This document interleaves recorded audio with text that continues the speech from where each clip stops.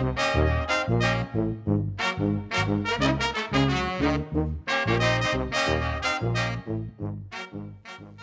everyone, Dan Crane here, Director of the Lakeland Civic Band. I'm very excited to share with you our masterclass for Fall 2020. Recently I had the opportunity to sit down and have a discussion with my good friend and colleague, Dr. Andrew Pease. Dr. Pease is the Director of Instrumental Music at Hartwick College in Oneonta, New York. I first met Dr. Pease in 2012 at a conducting symposium at Northwestern University in Evanston, Illinois. We immediately became friends. Dr. Pease is a dynamic conductor, an incredible musician. He's very energetic and very enthusiastic, and he has spent his career inspiring both his performers and his audience members. He has been on my list to bring to Lakeland to work with our band, to guest conduct our band, since I started. We had planned to bring Dr. Pease here this year, but unfortunately, due to the pandemic, that was not possible. So, this fireside chat is the next best thing. I hope you enjoy this discussion, and I hope you are well and all of your loved ones are safe and healthy. Thank you.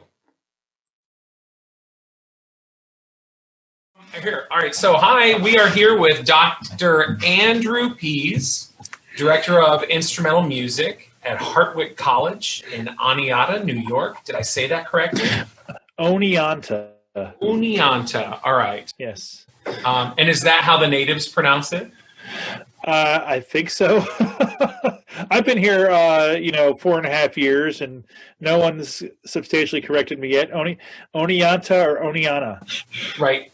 Yeah. So we are so glad that you could join us today for this wonderful fireside chat where we can talk about all things wind band. And I just wanted to start out for our viewers, particularly from Lakeland. You and I have known each other for many years. I think, at Northwestern, and we became instant friends. We've seen each other. We've seen each other at Midwest numerous times. And of course, your wife is from Shaker Heights, and I'm from Shaker Heights, so we've seen each other in that capacity as well. So I guess, but for those that are watching, tell us a little bit about yourself. Tell us about where you came from and sort of your journey up to this point. Wow. Yeah. Okay. It's not exactly a straight line, but I'll give it to you as best I got. So I'm Andy Pease. I'm originally from Durham, Connecticut, a little town, near Long Island Sound in Connecticut. And I grew up there playing the trumpet, singing in choirs, took piano lessons, everything. So going into music just seemed natural. I went to Dartmouth College in New Hampshire, where I was in the Wind Symphony and got my conducting bug from doing marching band stuff and taking conducting classes. Got a master's degree from Columbia Teachers College after that to become a certified New York State teacher, which also kind of backed me into the Columbia University Wind Ensemble, where I started as just a community player, ended up a year later as their director, which was crazy. But I was there and teaching elementary school for 11 years at Columbia, and with 9 years teaching elementary school music concurrent to that. So ended up being really my kind of formative gig there, at least in terms of conducting. So I was in New York City for a long time. Really got my career started there. I also worked with I took a pickup group that had met in the summers, kind of based around Columbia Wind Ensemble, and turned it into the Columbia Summer Winds, which is now a standing summertime outdoor group. And of course, this year it's just nothing ordinary could happen. But I'm pleased to say that group, we started with like 30 people, and it was 90 when I left it. I'm still on the board of that group, so I'm still kind of keyed into the day to day. We did a virtual band this summer, things like that. So I left all of that though to pursue a doctorate degree at Arizona State, and it was sort of on the road to that where I met the wonderful Dan Crane here, because I was going to all the conducting workshops I could right before that, and so Northwestern, Colorado, ended up at Arizona State because I met Gary Hill, who was the director of bands there, and I studied with him, got my doctoral degree, and then from there ended up here at Hartwick College. The goal always was to be a full-time college band director, and here I am. So goal achieved for now. There's always room for more, of course, but I love it here. This county was rated by some survey as one of the top 10 small communities in America for culture, and I see that all the time. In not only is there the college here that puts on events, but there's another college, the public school across the street, SUNY Oneonta. In addition to, in our county is the Baseball Hall of Fame and the Glimmerglass Opera. And we have a chamber music series, both here and in Cooperstown. Cooperstown is the county seat of ours, so Baseball Hall of Fame is right there, like I said. My little cousin went to Cooperstown a couple years ago. They have a big baseball, like all these youth baseball teams. They have a huge competition every year. Mm-hmm. So that's cool. Oh yeah, our entire summer economy is based around the half dozen huge baseball camps that are in the region. And in fact, there's one called Cooperstown Dreams Park that's actually in Oneonta. but we get a lot of that business typically. This year, of course, was different. But that just goes to show, the amount of culture and the very rich cultural life here. So we're really enjoying it. Fantastic. So you talked a lot about your diverse career and mm-hmm. sort of in sort of the roundabout way that you became. And what I mean by roundabout, I mean, traditionally we go to a 4-year undergrad degree, and then we go right into a music master's program, and then mm-hmm. go into a DMA. But you talked about, you taught public school for 11 years, elementary school, mm-hmm. at the same time concurrently working with, really smart people at Columbia, right? Because mm-hmm. Columbia has extremely high admission standards. So mm-hmm. a little bit about what it was like living in those two worlds. What's it like going from being an elementary school teacher to working with college students in an advanced wind ensemble? Also, if you could touch on, I don't know if people know how the wind ensemble is organized at Columbia, or how it mm-hmm. was organized when you were there, and how it's unique. Sure. Yeah. So and the way it's organized now is basically the same. So the Columbia Wind Ensemble is a non-curricular group. It is a student organization that is ostensibly run by a student board. So when I was the music director, I was just some guy they brought in. And at first, I just did it because I was a master's student when I started there. At first, I just did it for fun, but then after 2 or 3 years, they actually offered me a stipend. So there we go. That was great, and that is still the case. The director now gets a stipend too, but that it's a very different model from most school bands, most college bands, where it's part of the curriculum. In fact, at Hartwick now, my wind ensemble is in fact not one but 2 courses. There's the regular section and the advanced section that the music majors have to take. So that's a little bit more, maybe not having 2 sections, but having it be like a course offering is a little bit more typical. Now, in terms of how that dovetailed with teaching elementary school in the days, it really was a stark contrast, because my elementary school job, I was at one school in a large district, and so we were one of 10 elementary schools, and I just stayed at the one school all the time, the entire 9 years I was there. I taught general music for K through 5, 5th grade chorus, and fourth and fifth grade band. And then one year, rather than having to travel half a day to another school, I also took on the string lessons. So I took violin lessons with the high school orchestra director, which was really fun. That really kept me grounded in like the basic fundamentals of everything and the fundamentals of music, and really kept me thinking about like, well, what do I love about music? What do I want to share with kids about music? And it was easy to kind of put my personal stamp on that elementary school gig, especially because one of my very, very early influences was my elementary school music teacher. Mr. Gordon Adams was his name, and I just thought he was like the greatest character of all time, because he would have like a word of the day on the board every single day, and it would always be something crazy that you could never forget. Like I remember the phrase, I had him through sixth grade. One of the phrases in sixth grade was "tenacious poltroon." One day, I'm like, where did that come from? so I tried to be like that kind of that kind of interesting character. They when I taught them dynamic words, they all asked me if I was Italian, for instance. Andy Pease, not Italian. Right. But I really enjoyed that. I especially enjoyed teaching beginner fourth graders. And then occasionally I would have the opportunity to kind of marry the two things, the Columbia and the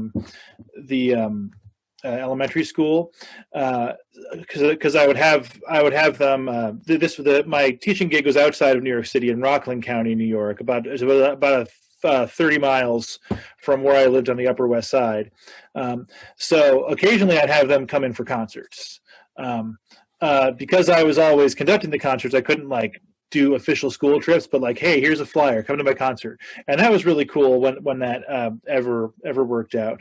And then I was there long enough that 2 times I had essentially former students end up involved in Columbia groups, like former students from Clarkstown. One of them was from the other high school, so I never actually had him as an elementary student, but he came highly recommended, of course, from the Clarkstown South band director, and ended up being a president of the Columbia Wind Ensemble. And then another one was one of my actual former students. My first year, she was a third grader, and she played in the summer group the last year that I conducted it. And then I think she played it for a couple of years beyond that. I came back to guest conduct, and she brought some of her friends who were fellow Lakewood Elementary School graduates. So that was super fun. That has to be so rewarding and so gratifying to see that you've cultivated and even come back and it's still growing and it's still there. And those connections where you sort of come full circle, where you like this young lady that you had in fifth grade, and then as she's growing up, and then you come back and she's still performing. I've had a couple of those experiences. Yeah. The older I get, the more of those I have, and it's just remarkable. It just reinvigorates me of why we love music. Especially those moments you talked about your elementary music teacher and the influence that he had on you. And you know that as a teacher, we've paid that forward and given that to our students. It's right. I agree. Yeah. So I guess what I want to talk about, one of the big things that you and I both love is repertoire. And we're always sharing like cool repertoire that we found with each other, and it's everything. I mean, it's such a diverse body of repertoire, everything written for wind band, from, the whole first suite to, commission that's hot off the press. And you've one of the hallmarks of your career so far has really been repertoire, and just, you're a walking encyclopedia of all this band repertoire. And particularly when you started your websites, Wind Band Repertoire website, it's sort of grown exponentially, and now people all over the world are using it, and it's been used as a resource for, doctoral dissertations. It's been even used as a source in the GIA publication, the Teaching Music Through Performance in Band. Yeah, that's crazy to me. But the question is, tell us about how you started it as a blog, how it's grown into a website, and what sort of like what your process is when you hear a new piece of repertoire, or what you, yeah, how you sort of add it to your website, and just tell us a little bit about. I want to get in your head about repertoire a bit. Yeah, absolutely. I'm glad to engage there. So as I said, Columbia University Wind Ensemble was a student-run group, non-curricular. So that means it didn't have all the background portals like Blackboard or D2L or Canvas that exist now, nothing like that existed for it because it was a student group. Also because it relied on community members to fill out the instrumentation, we would have 35 or so wonderful student players, but then say we only had 2 trombones, and of course we wanted 3, or like in the entire time I was there, I only ever had 1 student tuba player, and 1 student tuba player doesn't last you 11 years, last time I checked. So we had community players involved all along. Then they wouldn't have had access to a learning platform anyway. So I at first wanted to share recordings, especially because rehearsal space and time became tighter and tighter, because we're in the same pool for rehearsal space as like the Karate Club and the College Libertarians, right? So yeah, we had to compete with those groups for space, even though we had all the equipment needs and everything. So I first started sharing recordings, but then I would get emails from people like, well, I need your iTunes password to listen to this recording. Like, okay, no, not doing that, because this was like YouTube was still in its baby stages when I first tried this. So I eventually came up with, well, I'm just going to do basically a program note with a video. And put it on a website. So I had my website, andypease.com, which I still have.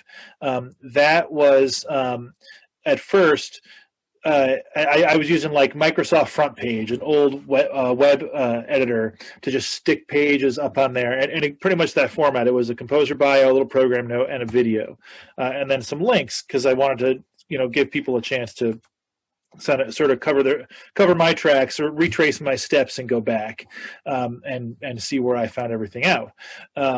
So I did that for a while, and then I found out about WordPress, which is still free if you're just doing a blank.wordpress.com. So ask a certain generation of Columbia University Wind Ensemble students, and they'll tell you how often they heard about andypease.wordpress.com. So I moved everything over to there, and that was a lot easier to manage because I could just use the native editor, and I'm never worried about storage space or anything. And I don't think they have a limit on traffic for those. So that was a really perfect fit. I'm not worried about storage because I'm using videos from either SoundCloud or YouTube. And then just a series of links, and text takes up, just about no memory in terms of like your monthly traffic allowance. So that ended up being a really good fit. When I was at Arizona State, it turned into Wind Band Literature. It has its own domain, looks a little bit more professional now. And I've added features like you can, if you go to the categories thing on the upper right, you can, it just drops down a list of composers. So you can search by composer, and then there's all kinds of tags. You can do a search function and all kinds of category. The composers are the categories, that's right. And over time, it just every time I conduct a new piece, I add it to sort of my collection.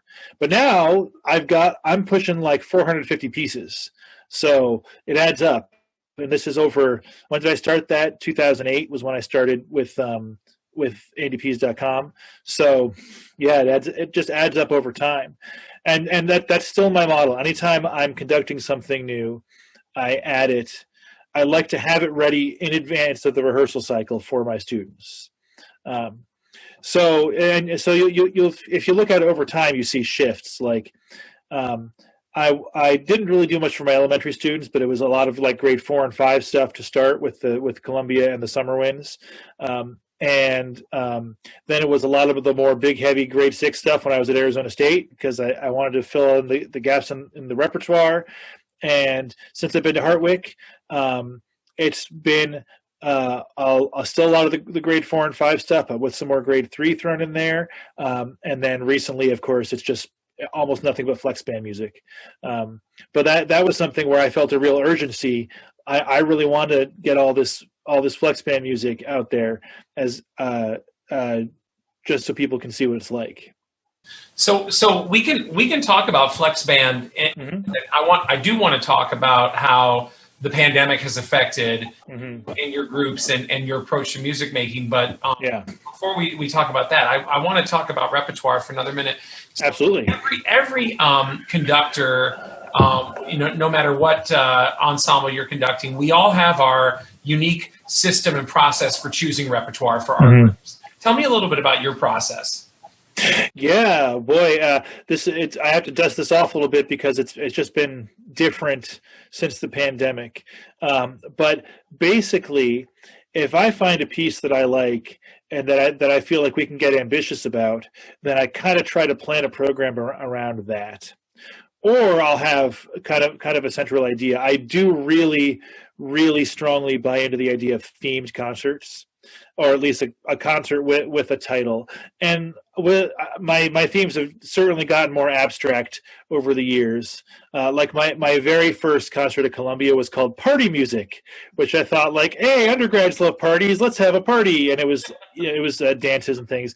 My last themed concert at Hartwick before the pandemic was called Refuge. And it was much well, I guess it's a little bit more academic because here I am now like officially in academia. But it was looking at different ways that one can find refuge somewhere, as either like finding your personal happy place, or actually being a refugee, or remembering your home, or thinking of the promised land, literally. But all of that ultimately was a chance to perform Rhapsody in Blue with our faculty pianist, which was like just right for our group. And when I found other things to go around it, like great, Refuge, good, and we can stick with this theme. I'm also these days committed. More committed than ever to representing diverse composers through my repertoire choices. That was not something I considered for a long time. I would say, like before going to Arizona State, I maybe performed 2 pieces by female composers in 11 years, right? It was sad. But it's easy if you know how to look to find music by women and by people of color. And it does not have to come at the expense of white male composers either. As I'm sure you know, Dan, from I know you're a very deliberate programmer as well. But there's still plenty of room to have Gustav Holst and Michael Markowski on your program alongside Omar Thomas and Joanne Harris, right? Absolutely. Yeah. So speaking of composers, you've done a lot of work with composers over your career. And not only just bringing them in, to help work on the pieces, but just you've built some really great relationships with composers, contemporary composers, some big name composers, but just how you collaborate with your composers, how they collaborate with your performers and even audience members. Tell me a little bit about that. How do you interact with composers? When did you start? How is it affected how you make music? Yeah, wow, that's a really great question, and it's a big one too, because there isn't like an easy answer. Well, okay, here's an easy answer. I try to be a nice and respectful person. and I try to be easy to work with. Right, so there's your basic thing, but that doesn't, I don't think, go all the way to explaining like why have I worked with so many composers and they seem to want to come back, right? And I'm in no way engaging in like tooting my own personal horn here, but that's been the experience so far. And I did have some early uncomfortable experiences with composers, particularly in a couple of instances they would write pieces that just didn't work with the groups I had, and neither of us was willing to sort of back out and say this isn't working. So I definitely learned from that, and I learned both, to be very particular about what I'm asking for musically, if I'm commissioning a piece, that is, and to be just upfront about like, okay, here are the challenges we're facing, and let's see what we can do. But so a couple of those names I mentioned in my example are really just some of my most favorite collaborators. Michael Markowski is one of the ones I've worked with for the longest time. He grew up in Arizona and went to Arizona State, and we met each other as I was about to move to Arizona. Okay, I lived in New York. He had moved to New York, and I was about to move to Arizona for my doctorate degree. So we met each other in a bar at my birthday party, right? Yes, but we worked together a lot from that moment. I mean, I've probably had him in front of an ensemble of mine at least, gosh, it might even be 10 times by now. Great. I love all of it. Oh yeah. I've done Prometheus Fantasticus, of course. Right. Gave You Fear, of course. City Trees. City Trees. Oh man. Right. Yeah. Yeah. He's a great man and just dynamic. I played Saturn Returns when I had started my PhD at Case Western. Dr. Gary Seapluck, the director, brought Markowski, and we did an entire concert of Markowski's music. Oh, wow. And I had the good fortune to guest conduct Monk by the Sea, which is... Yes. And written for Gary Hill. Yeah. Right. Saturn Returns was remarkable for me because just as I was conducting it, Saturn was returning, sort of an astrological thing, because the whole concept is, it's the Saturn revolves around the sun once every 30 years or 20.6 years or something. Oh, okay. And like these are milestones in your life when the Saturn returns to where it was when you were born. And so, right as my Saturn was returning, I got to work with Michael Markowski and conduct that piece. Oh, cool. That was pretty awesome there. So you talked about working with composers and having some unpleasant experiences, but you talked about being easy to work with, and just being really polite and respectful all-around guy, which absolutely you are. I have to say, from personal experience, every time I've ever worked with a composer, it's always upped my game. It's always upped the musician's game as well. Right. Suddenly it's like, we want to do really well because the person that took the time to write this music is here. So... and it adds another layer of depth and meaning to the entire experience for everyone. Right. Yeah, it's a great experience for students because they don't always think of composers as real people. They've sort of been, well, this isn't universally true, but a lot of them have sort of been trained to think of composers as dead white guys in wigs, right? So having anyone else, any living person in front of them is really valuable for them and helps them to see like, well, maybe I could do this too. That's true. That's remarkable. So in addition to working with all these composers and building these relationships, you've also created another one of your hallmarks. I mean, I realize we're both not really even at the halfway point in our careers, maybe close, getting there. But one of the things you've done is creating really unique performance opportunities. How you created like the Summer Festival, how you created the Chamber Winds and the Sun Valley Winds in Phoenix, and the Community Band Festival that raised money for inner city New York education. Yeah, so basically, I want to know like what is driving you to create all these unique experiences and really put just all these innovations. Hmm. Yeah, thanks you for putting it that way. I mean, I don't necessarily think of myself as an innovator, but I suppose I do.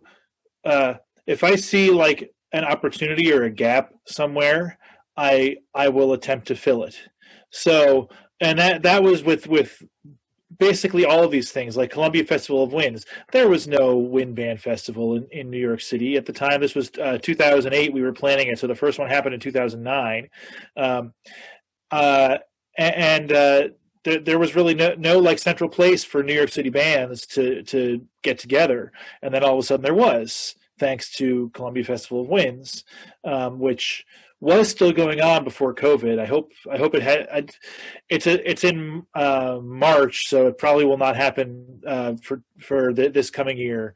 But hopefully back in the future. It was, gosh, they had it in 2019, so that would have been the 11th, right? So it was going strong still. Tell us And how did it work? so it kind of changed over time.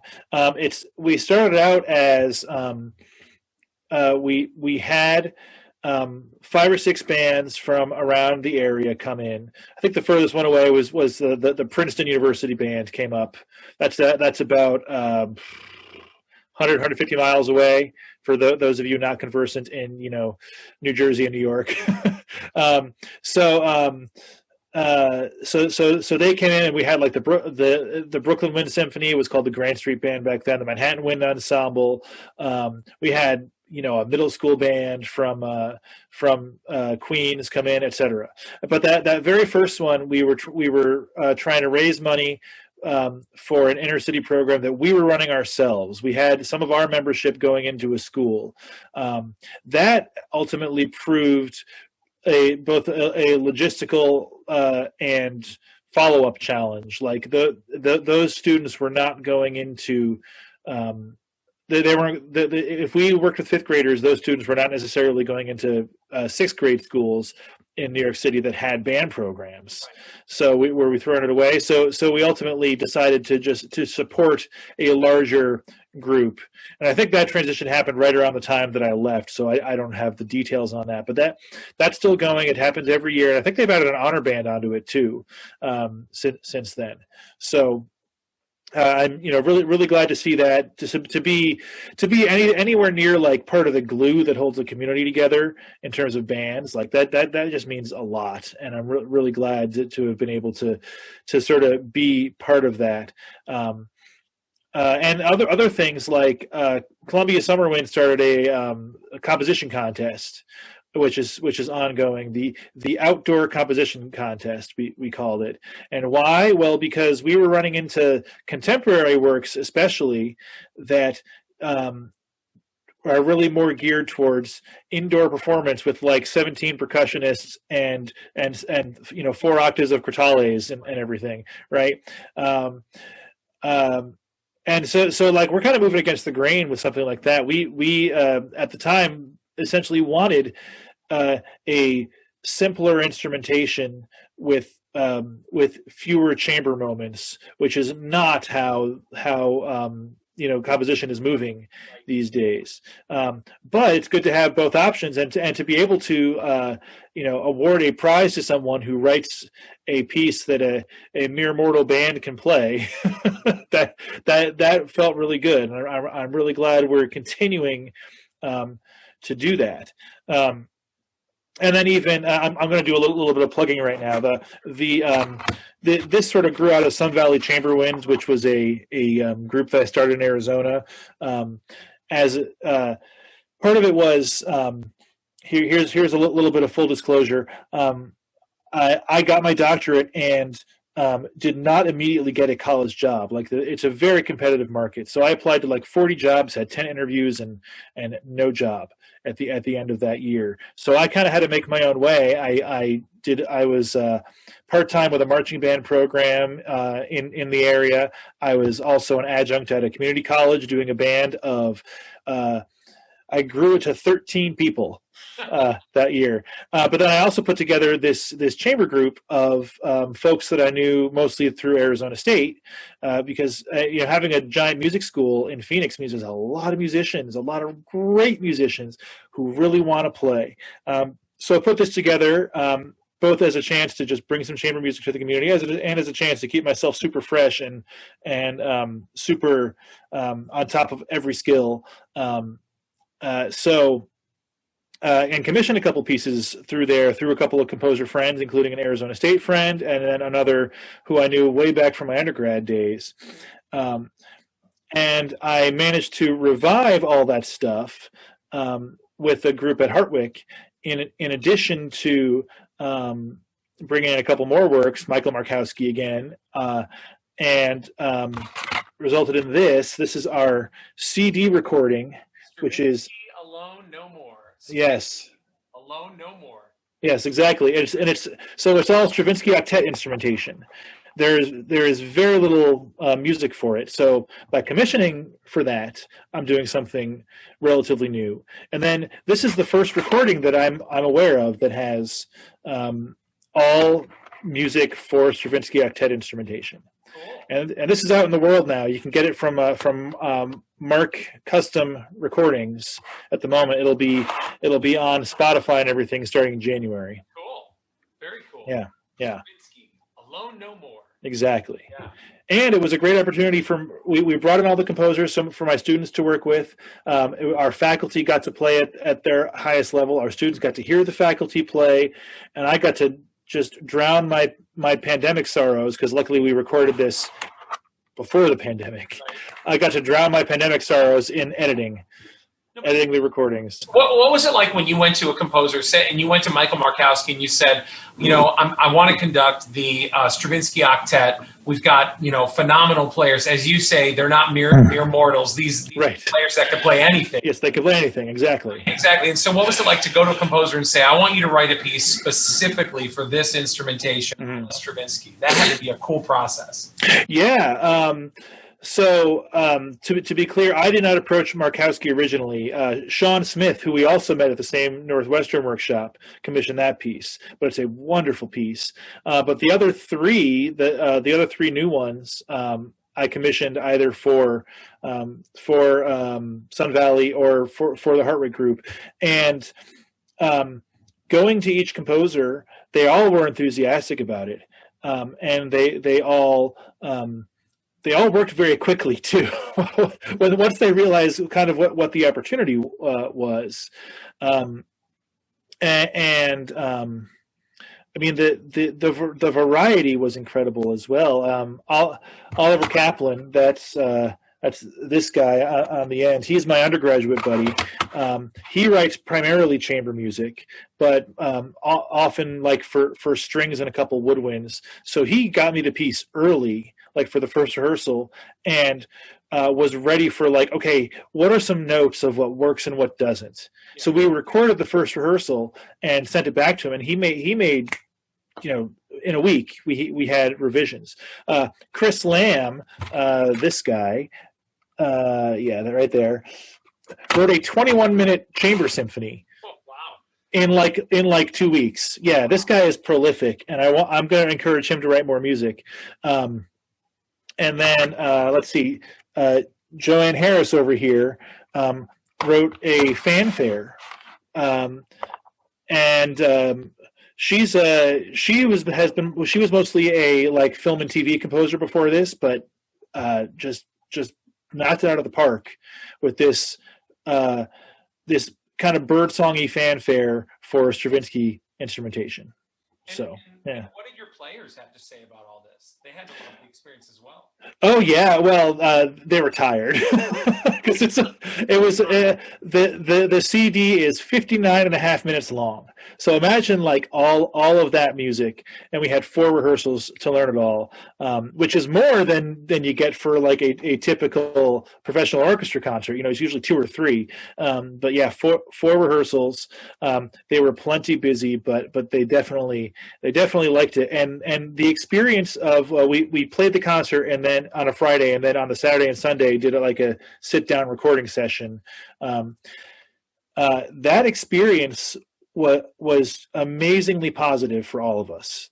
It could have been miserable and tiring, but yes, we were all tired, but it really felt like we accomplished something, and we really worked together very well.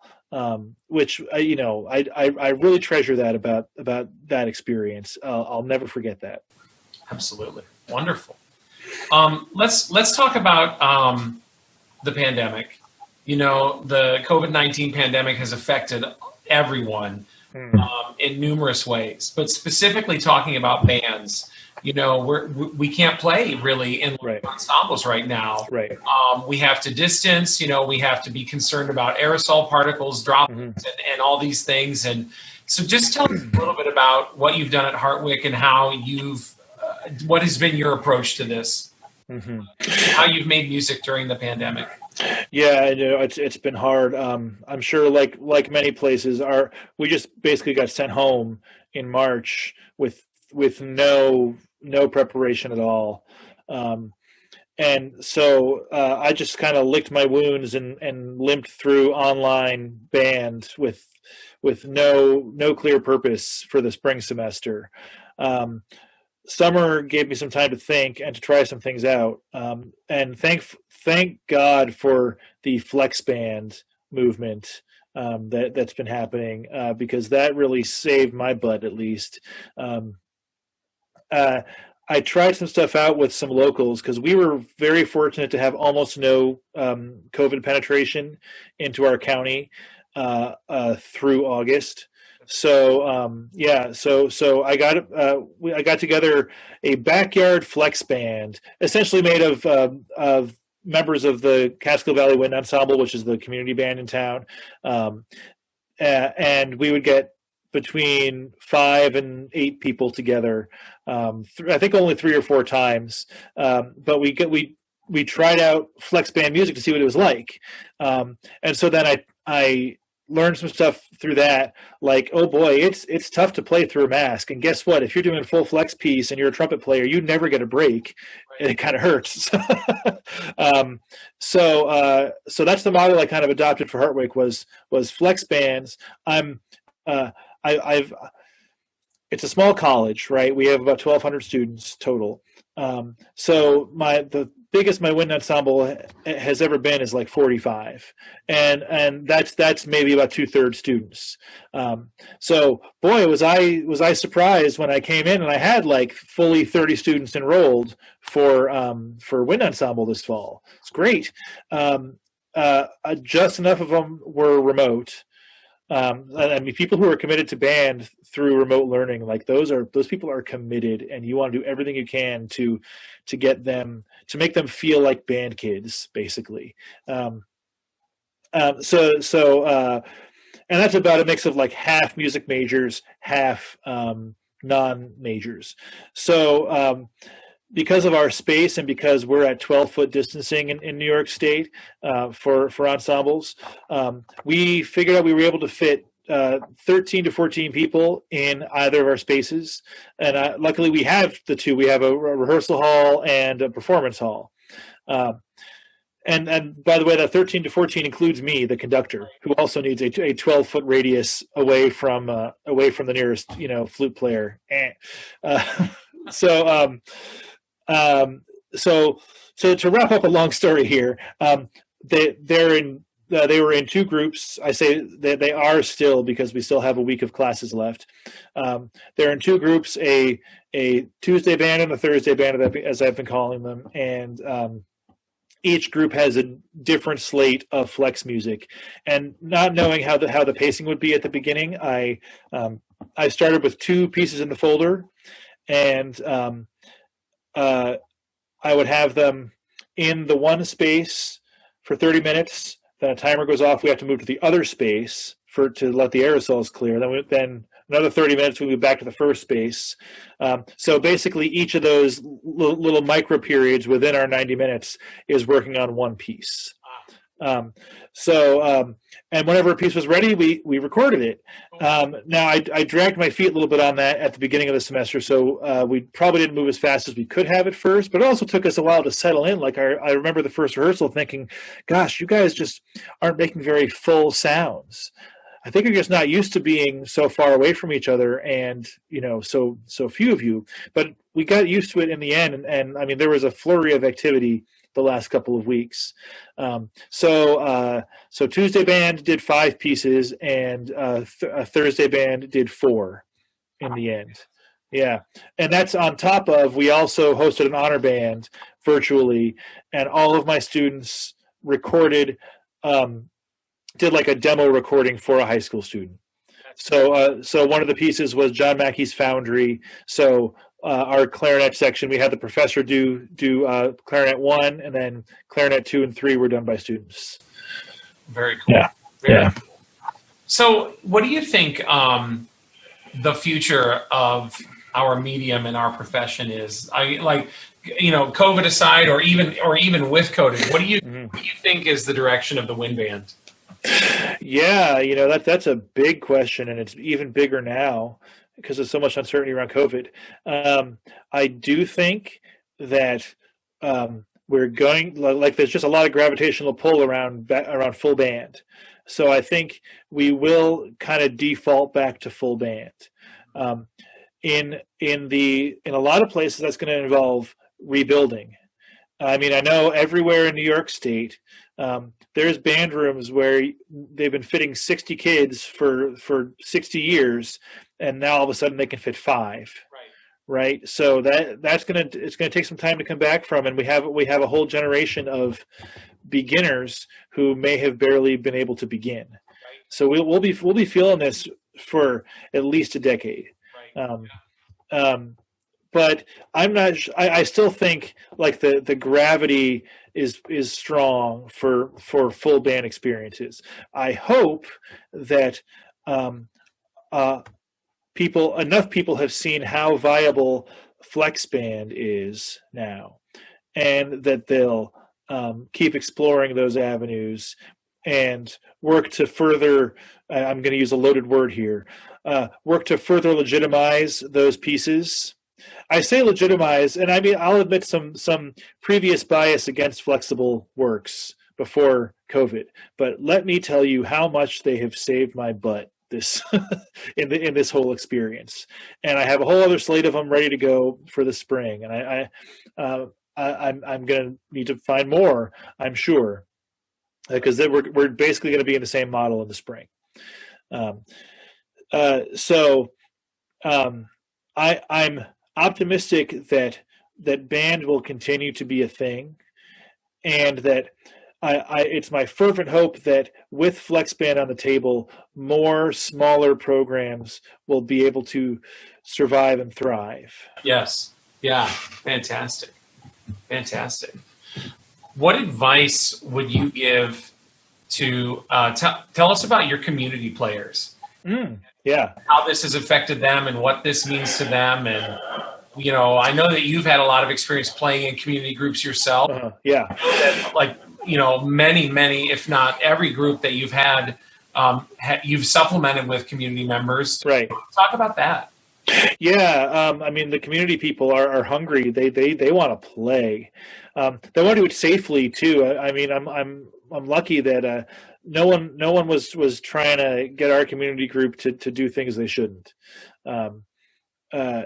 But at the same time, we all miss each other, and we all just want to be together and play together because, as you know, so much of the community band experience is, yes, about music, but also about camaraderie and being together and having these experiences that you can only have in band together.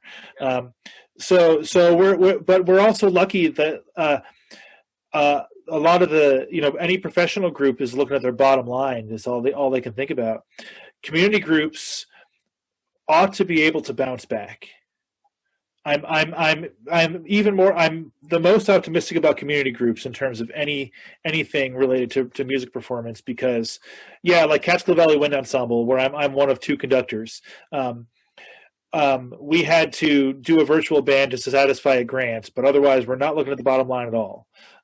We're just waiting it out. We're waiting, and as soon as we rehearse at the local high school, as soon as they let us back in safely, of course, then we get to start up again. Kind of just pick up where we left off.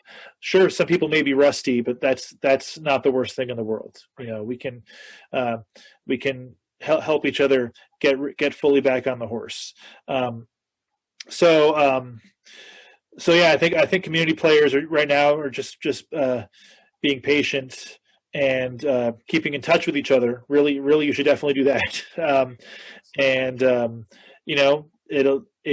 You'll be back. Right. Yeah. Yeah. Just got to keep, just stay hopeful and just be ready. Absolutely. I want to know what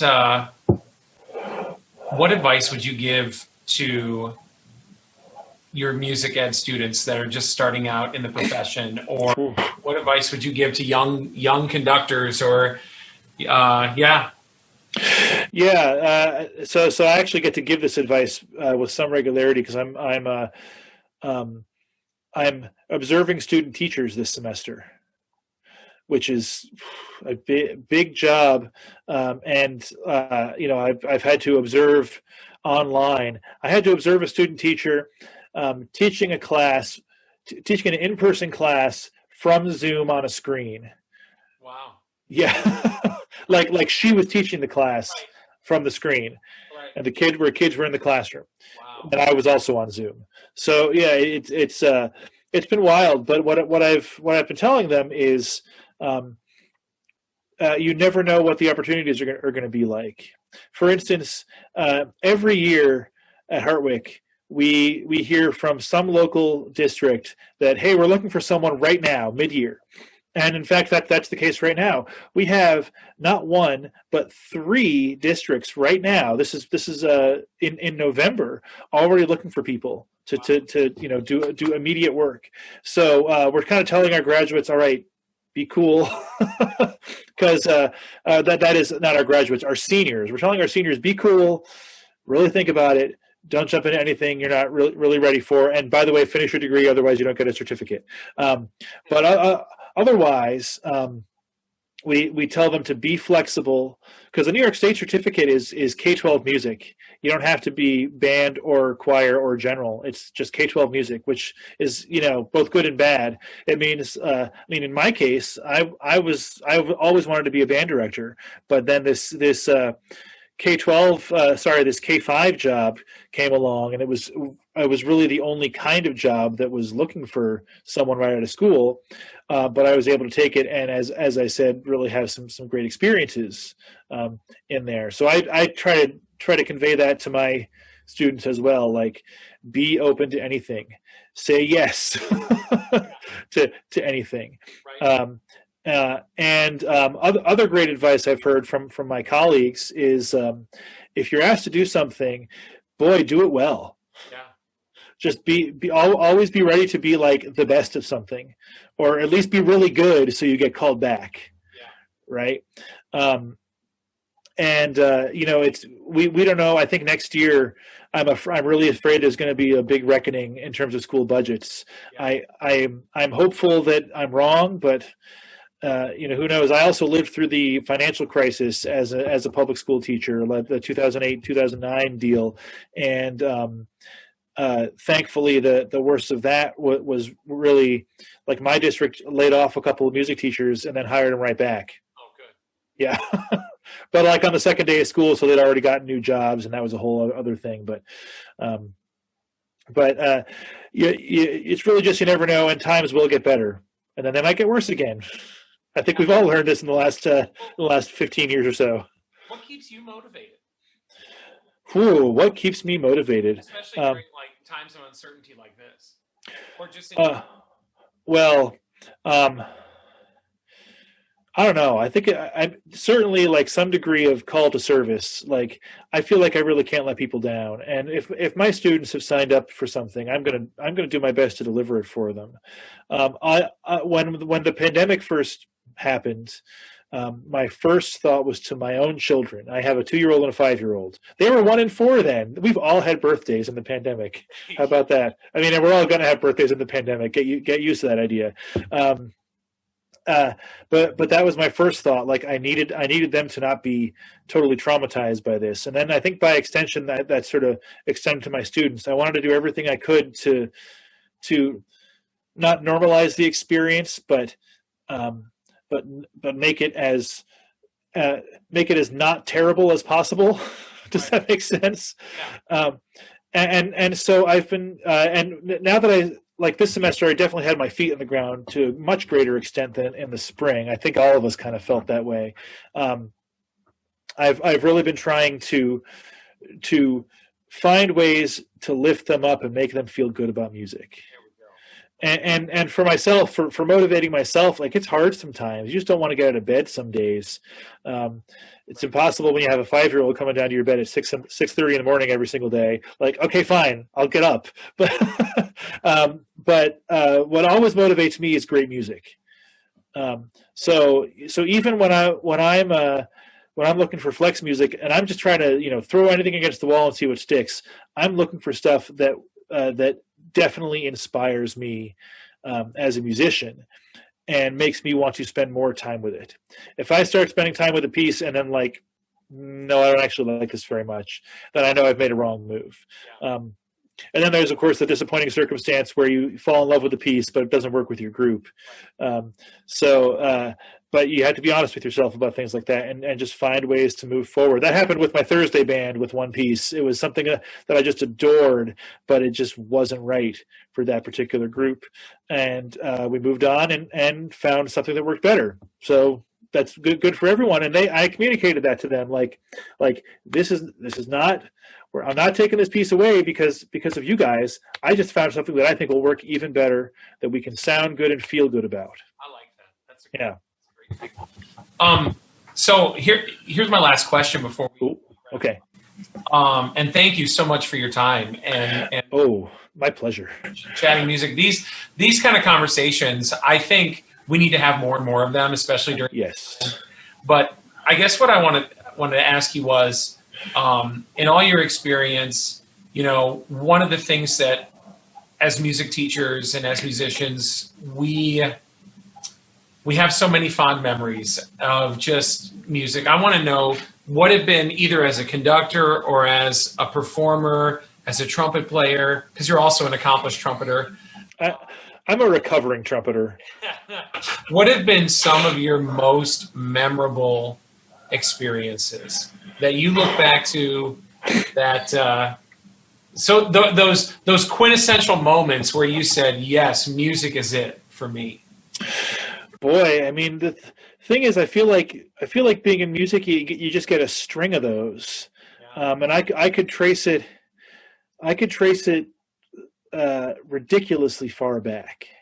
I mean, I remember like playing Heard It From the Grapevine and my 4th grade band, like when I was in 4th grade, and a couple of the high school kids came up and did the Heard It From the Grapevine dance. And this was in the 80s when people actually, when it was, the California Raisins thing. I remember it. Yeah. Oh yeah. and I can remember, I remember a little later on being in 5th or 6th grade where Mr. Adams, my elementary music teacher, had a group of us sing as like the children's chorus for the Hartford Symphony. Oh, cool. And I was the only one who came in right in was it Bis du bei mir? I think it was Bis du bei mir of Bach. And it felt so good to have the conductor look at me and be like, yes, yes. And then to college, when my very first concert as a freshman in the Dartmouth Wind Symphony was Holst First Suite, Lincolnshire Posy, Suite of Old American Dances. Yeah. Wow.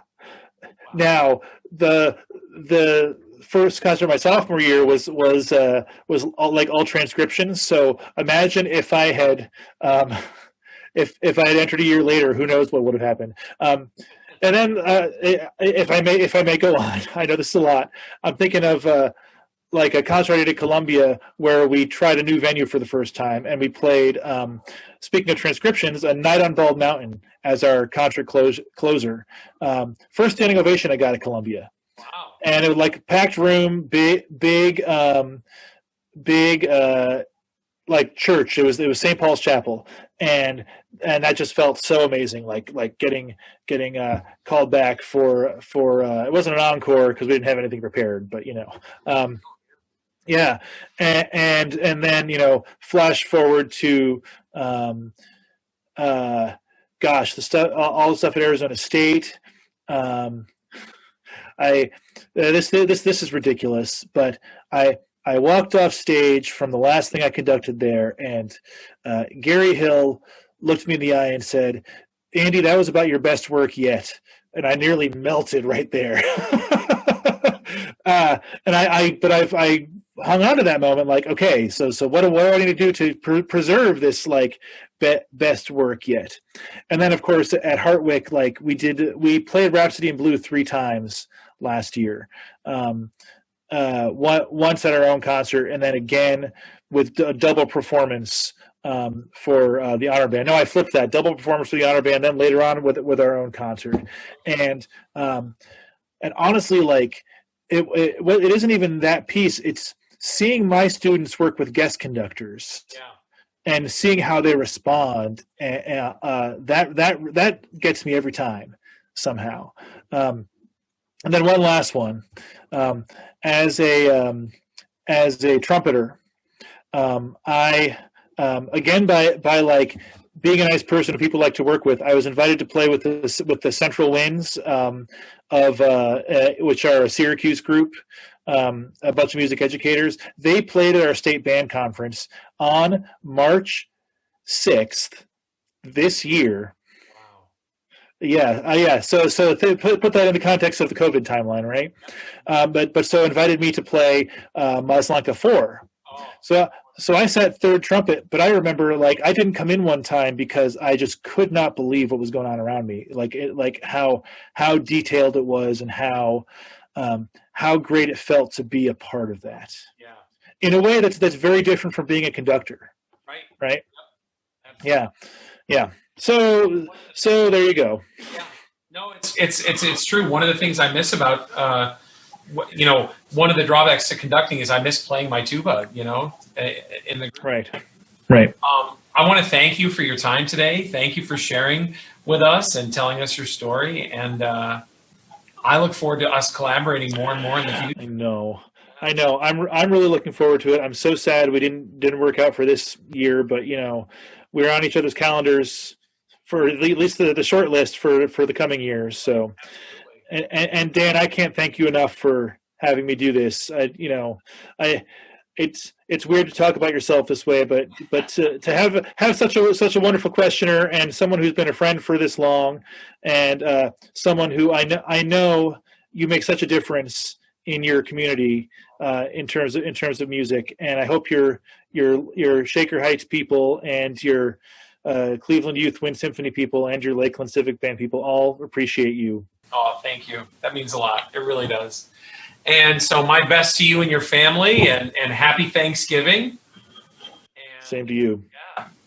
And thank you. Absolutely. My pleasure. All right. Cool.